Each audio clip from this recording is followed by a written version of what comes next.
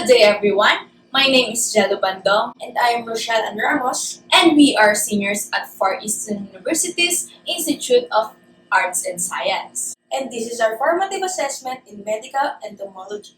So today we're going to discuss about Culicinae mosquitoes. But first, let me ask you a question. Have you ever had a sudden itching sensation on your skin without knowing where it originated? Are these the tiny red marks that people usually mark with an X? Yes, exactly. And when you notice a puffy and reddish bump on your skin, you'll simply create an X on top of it using your fingernail. And have you ever guys wondered why do mosquitoes seem to adore you so much? Do you get the impression that they are picking on you in particular? Well, there isn't a single explanation why you're getting so much attention. It's more of a combination of factors. You know, mosquitoes are drawn to carbon dioxide produced by people and other animals. And in order to discover a suitable host, they use their receptors and eyesight to detect other indications such as body heat, perspiration, and skin odor. So the Culicinae are the most extensive subfamily of mosquitoes and have species in every continent except Antarctica, but are highly concentrated in tropical areas. So according to Dr. Mike Service, the medically most important genera of Culicinae are Culex, Aedes, Hemogogus, Sabits, and Mansonia. But we will be more focusing on the most common genus, which is Aedes. So for the animal's morphology, the eggs of Culicinae are usually black, more or less ovoid in shape, and are always laid singly. Its eggshell has a distinctive mosaic pattern, laid on damp substrates, and can withstand desiccation. The larvae of Aedes species usually have a short barrel-shaped form, and there is only one pair of subventral tufts which never rises from less than 1/4 of the distance from the base of the siphon. Many, but not all, Aedes adults have conspicuous. Many, but not all, Aedes adults have conspicuous patterns on the thorax formed by black, white, or silvery scales. In some species, yellow and or brownish scales are present. The legs often have dark and white rings. Aedes aegypti, often called the yellow fever mosquito, is readily recognized by the large-shaped silver markings on the lateral edges of the scutum. The scales on the wing veins are narrow and usually mainly black.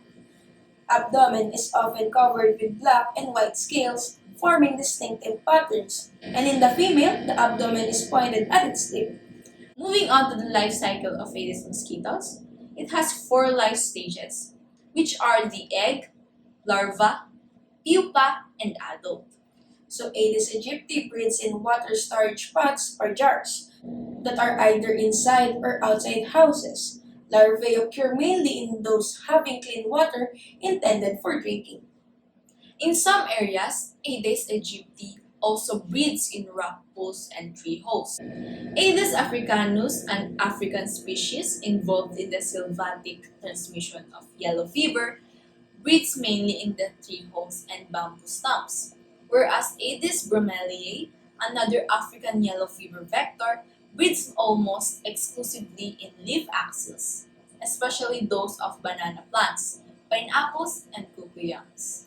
So Aedes albopictus, a vector of dengue in Southeast Asia, breeds in both natural and man-made container habitats, such as tree holes, water storage pots, and vehicle tires. Life cycle of Aedes mosquitoes from eggs to adults can be rapid, taking as little as 7 days, but more usually it takes 10 to 12 days in temperate species. The life cycle may last several weeks to many months, and some species overwinter as eggs or larvae.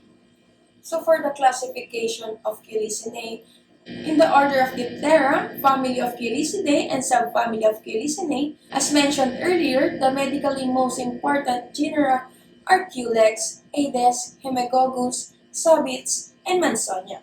Moving on to medical importance, Culicinae mosquitoes are responsible for the transmission of many medically important pathogens and parasites, such as viruses, bacteria, protozoans, and nematodes, which cause serious diseases. In particular, multiple Aedes species play a role in the transmission of disease to humans, and in many instances, any of several different species can transmit the same pathogen. So the genus Aedes carries the pathogens that cause yellow fever, dengue, Zika fever, and encephalitis. Okay, moving on, in order to prevent disease transmission, mosquitoes must be controlled. Repellents, mosquito nets, and mosquito screening of houses and other personal protection measures. Control is aimed mainly at the larvae, although aerial ultra-low volume or ULV applications are sometimes used to kill adult Culicinae mosquitoes. Control of mosquitoes such as Aedes aegypti, Aedes polyciensis, and Aedes albopictus, a species which breed mainly in man-made containers in both rural and urban areas, is often aimed at reducing the numbers of larval habitats that are controlled by source reduction.